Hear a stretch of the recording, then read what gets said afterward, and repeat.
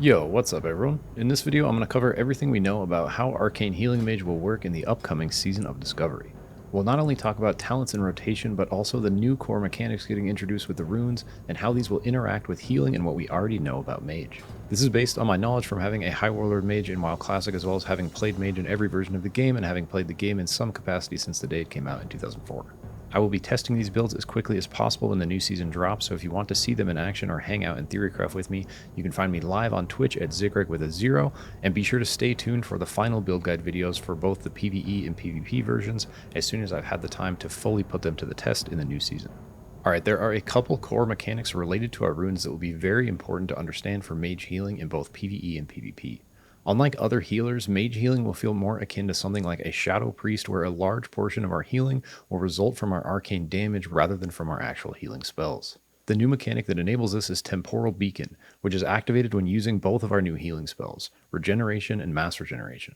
This makes it so after you cast either of these spells, 40% of all arcane damage you deal will be converted to chronomantic healing and divided amongst your current Temporal Beacon targets for the next 30 seconds. Basically what this means is every time you cast a heal on someone, they will be included in the healing you deal from arcane damage for the next 30 seconds. This will make managing our Temporal Beacon targets one of the primary mechanics we have to pay attention to when healing on Mage.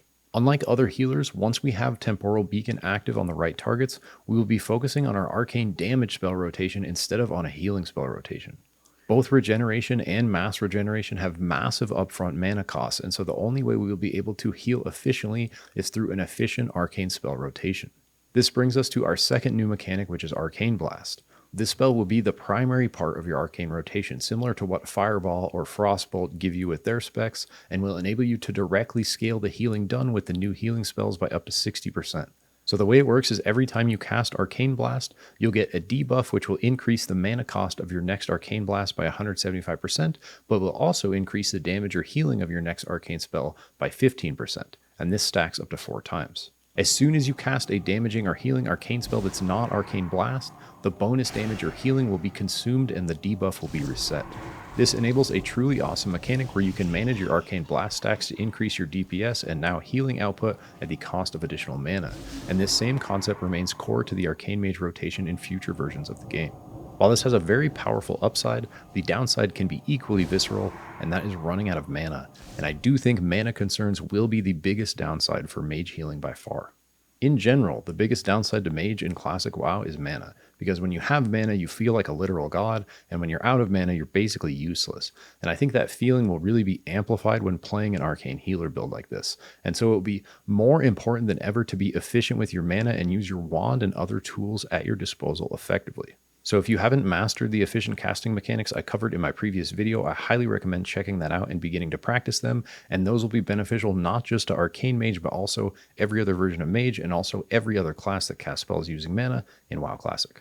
It's also important to realize that we won't have access to Mage Armor at level 25, so mana regeneration while casting will be very limited, making efficient casting that much more important.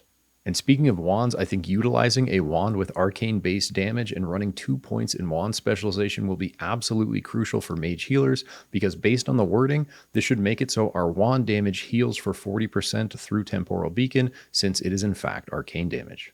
Using your arcane wand to slow heal your beacon targets while you regen will likely be a big part of your rotation during longer fights. If you're going to be wanding a lot, you'll also want to get good both at wand kiting and wand weaving, which are mechanics I discussed in my previous video. Wand kiting will let you use your wand attack while moving, and wand weaving will let you use your wand and melee weapons simultaneously. Taking a look at our 2 healing spells in more detail, they show pretty ridiculous mana costs if these tooltips on Wowhead are accurate. A single regeneration spell will be 43% of base mana, and a mass regeneration spell will be 69% of base mana. Both of these will be 3-second channeled casts, so just like Arcane Missiles, the 5-second rule should begin at the beginning of the cast instead of at the end. I assume the reason the base mana cost is so high for these spells is because of the additional healing we are going to get from damage with the Temporal Beacon buff. And so inherent to mage healing will be dealing arcane damage effectively, and that sounds pretty fucking rad to me. We will basically be using Arcane Blast damage both to scale our initial heals and simultaneously heal with its damage through Temporal Beacon. As we're building Arcane Blast stacks, the spells we will have at our disposal to dump stacks are Arcane Explosion, Arcane Missiles, Arcane Surge if we're running it, and then our 2 healing spells, Regeneration and Mass Regeneration. Our primary options for consuming Arcane Blast stacks will be to amplify the upfront healing of our regeneration spell, amplify the single target damage of our Arcane Missile spell, or amplify the AoE damage of our Arcane Explosion spell. You can think of these three spells as your primary methods for effectively utilizing your blast stacks. Regeneration for a big direct heal, Arcane Missiles for a big single target damage, 40% of which will be converted to beacon healing, and Arcane Explosion for big group damage, 40% of which will be converted to beacon healing. More situationally, you'll want to leverage max stacks to cast both spells in our leg rune slot, which will be Mass Regeneration or Arcane Surge depending on the situation. Both these spells cost enough and are powerful enough to where you'll really want to try to cast them at max stacks. If we're able to quickly swap between runes at low cost, we'll likely end up switching back and forth between these two runes quite a bit. You'll mainly want to take Mass Regeneration on big or harder fights where the group will be taking lots of damage. Keep in mind that after you cast this, all your Temporal Beacon healing will be split between 5 targets for 30 seconds instead of being focused on the tank.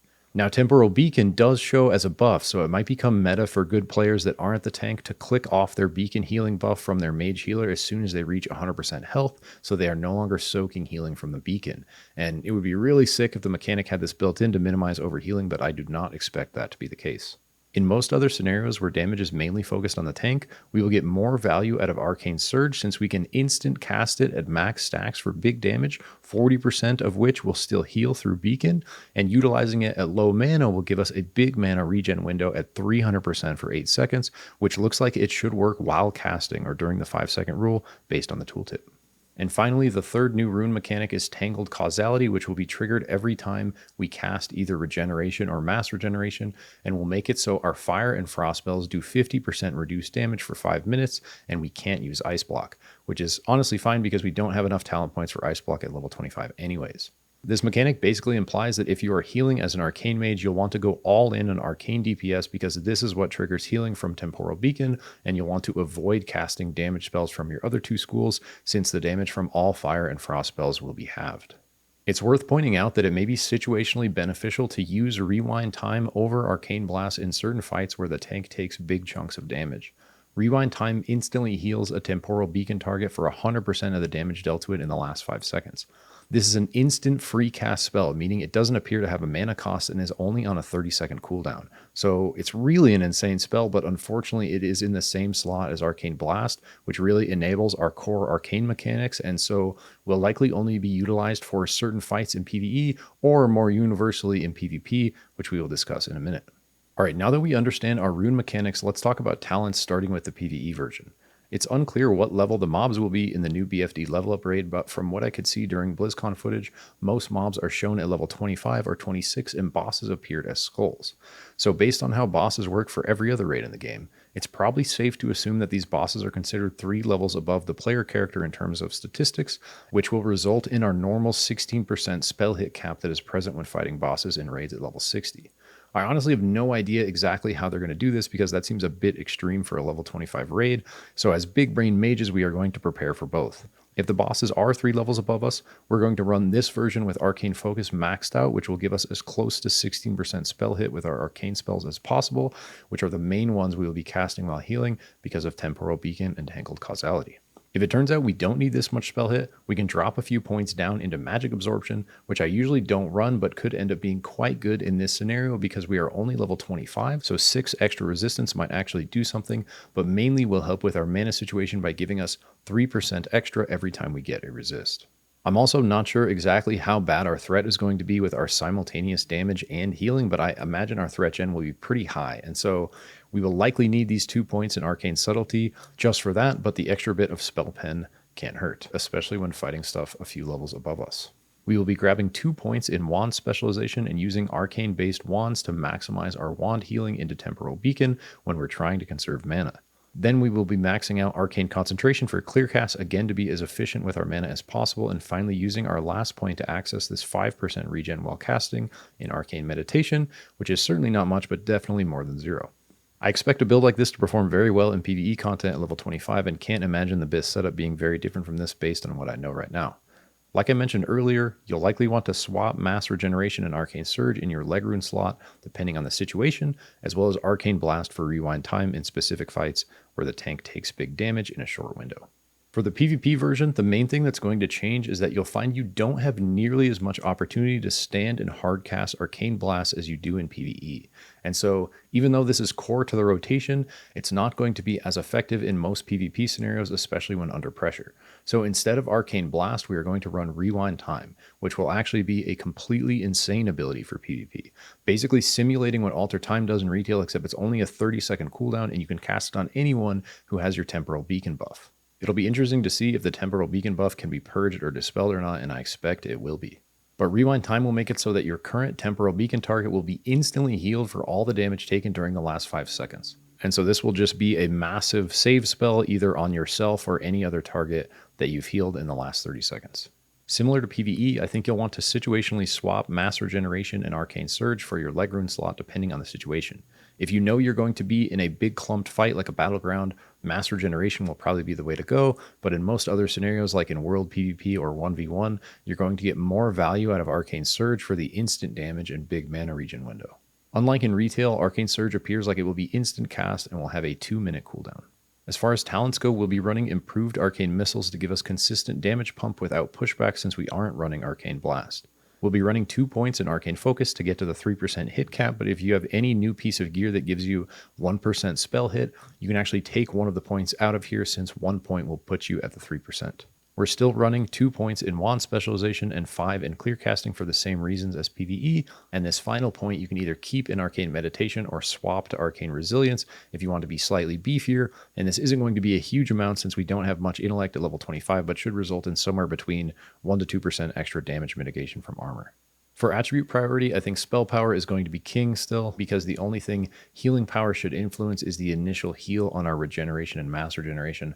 All the rest of our healing done through Temporal Beacon will depend on our damage, and our damage will depend on our damage. So spell power will increase both of those and will very likely still be the highest priority stat for Mage. I think if you can get additional healing power on a slot where you can't get spell power, definitely do that because it won't hurt and will still affect regeneration and mass regeneration, direct healing. And then remember, you can sometimes find pieces specifically with arcane spell power, and those will also work super well for this build since almost all of our healing and damage will be arcane. And remember that unlike strength or agility for melee classes, intellect does not scale the damage of our spells. The only thing that does that is higher ranks and spell power. For PvE, after spell power or heal power, I would recommend prioritizing intellect first, spirit second, stamina third. And for PvP, I would prioritize stamina first, intellect second, spirit third. Remember that we don't have access to Mage Armor yet at level 25, so Spirit is going to be lower priority than it normally is, since we don't have access to this 30% mana regen from Spirit while casting. Boom, that's all I got for this one. I hope it was useful. Like I mentioned at the beginning, I'll be testing this build in both PvE and PvP live as soon as I possibly can when the Season of Discovery launches. So if you want to see how they are performing or how any of the other Mage builds are going that I'll be working on, definitely be sure to tune in to my Twitch at some point, which is Zikrik with a 0. And besides that, thank you so much for watching. Take care of yourself, and I will catch you in the next one. Peace.